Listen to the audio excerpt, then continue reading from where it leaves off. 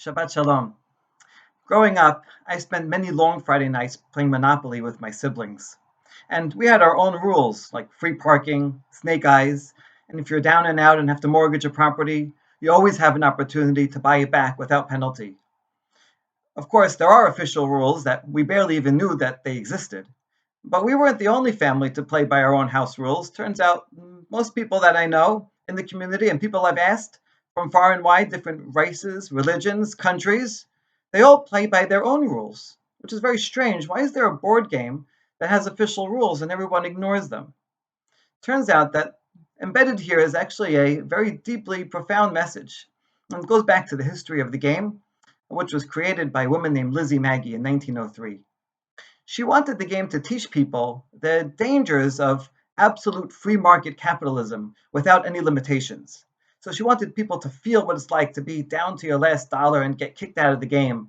She wanted people to feel what it's like to do that to your own brother and show that it's really dangerous to have huge monopolies and other people that are kicked out of the economic system altogether.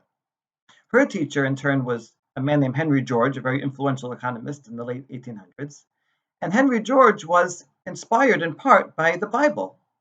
And so we can go back and say, what is the economic model of the Torah? Well, it's not socialist because we have private property and people can gain wealth.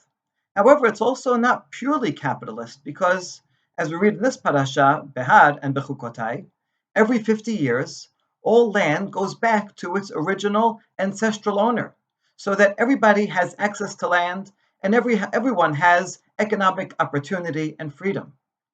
And so it's capitalist, but with limitations.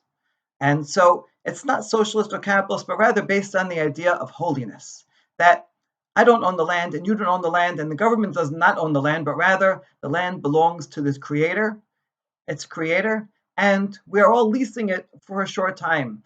And that means we have responsibility to everyone else that lives on the land as well.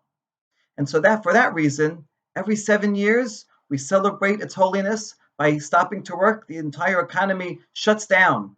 And that would cause great difficulty for people, even rich people having to scrounge around from whatever grows. But the Torah felt that it's still necessary and important that we have that chance to feel humility and dependence, to feel a sense of equality, vulnerability, and through that, we can reorient our own values and focus on Kiddusha, on holiness, spirituality, morality, spend more time with family and with community.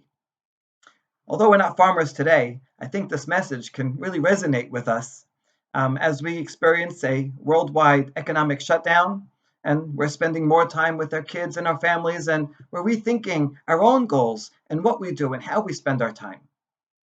The message of the Torah, Ukratem deror ba'aretz l'chol yosheveha, proclaim liberty throughout the land, is inscribed on the Liberty Bell, is at the foundation of this country. And it's even more so the foundation of the Jewish nation. And so I hope that this message and these values will resonate with us as much as they ever did today, and that we can incorporate these fundamental values of holiness, spirituality, family, and community within our own lives. And I think if we all do that, then we will all have the merit to advance to go and collect $200. Shabbat Shalom.